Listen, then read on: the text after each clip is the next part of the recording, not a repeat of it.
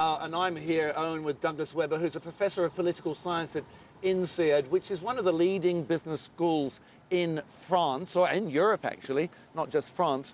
Douglas, thanks so much for coming. Quite I suppose, an expected result last night with the victory from François Hollande. It looked as if it was getting fairly narrow.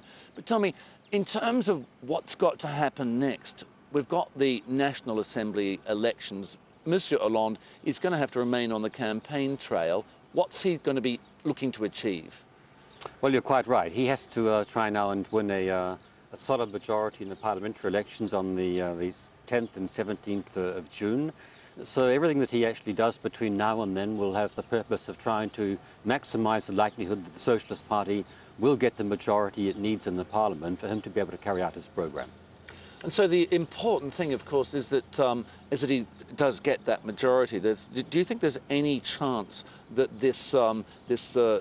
I should say, the fact that we saw Marine Le Pen's National Front Party get quite such a big amount of votes in the first round of the elections, do you think there's any chance that we could actually end up with a right majority, a right-wing majority in the National Assembly? I would certainly be very surprised if that should turn out to be the case. Historically, the party which wins the presidential election has a lot of momentum. It would be very unusual if the Socialist Party were not to win a majority in the Parliament. I would expect Hollande to take a number of symbolic decisions over the next few days and weeks that will basically, I think, make it a very small probability that they could miss this majority. And he'll be helped by the fact that the right-wing vote is going to be divided, I think, severely between the UMP, Sarkozy's party, and the extreme right-wing Front National. Given the way the system works in France, there'll be a lot of problems for the UMP to get out a very big vote. I want to look at the European level, because obviously he's been very clear on what he wants to do on the European level in terms of growth.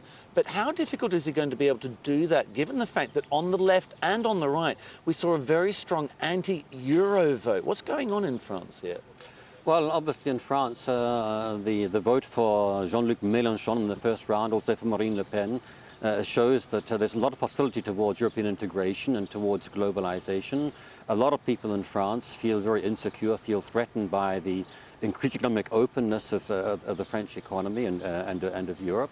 And this will make it very hard, I think, for Hollande to take initiatives which actually would promote and try to bring about much closer political integration in Europe. But on the issue of the management of the Eurozone crisis and so on, I think there's a very massive support, a very broad consensus in France to try and complement the fiscal treaty which was negotiated recently with some stronger growth components. And I think this will be really the core of Hollande's action over the next couple of weeks to try and get this process started. Just finally, though, what about the relationship with Angela Merkel and the relationship with François Hollande? Because it looks as if it could be off to a rocky start, particularly given the fact that she gave so much support to Nicolas Sarkozy during the campaign. Well, that's correct, and I think to have done so was actually a diplomatic error on Merkel's part, given the likelihood that Hollande would actually win the election anyway. But there's a long history of relations between France and Germany and French political leaders. Very often they get off to rocky starts. That was also the case with Sarkozy and Merkel. And when Sarkozy became president, one of his first actions was to go to Brussels and to tell the European finance ministers that France couldn't reach its deficit targets as quickly as was foreseen at the time.